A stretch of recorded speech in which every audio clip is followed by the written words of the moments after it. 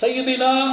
حضرت جابر رضی اللہ تعالیٰ عنہ، اس کی راوی ابن ماجہ شریف کی حدیث پاک،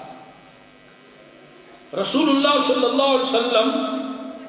کی خدمت میں کوڑی شخص آیا، جذام کا مریض، کھال جس میں گلتی ہے، آپ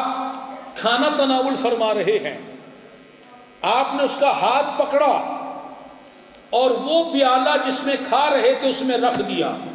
اور فرمایا کل، کھا، تو بھی میرے ساتھ بیٹھ کر کھا، سکتم باللہ، اللہ پر بھروسہ کرتے ہوئے، وتوکلا علیہ، اور اس پر توکل کرتے ہوئے۔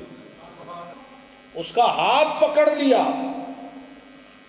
اپنے ساتھ ایک ہی برتن میں کھلایا، تاکہ امت پر یہ نظریہ واضح ہو جائے کہ اس سے بڑا مرض کیا ہوگا، یہ تو کوڑ کا مریض ہے، کھال اس کی گل رہی ہے، اتنی خطرناک بیماری میں مبتلا ہے،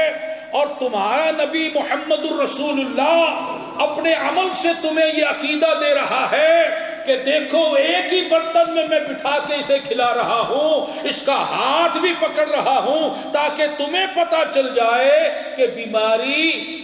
اڑ کر نہیں لگتی۔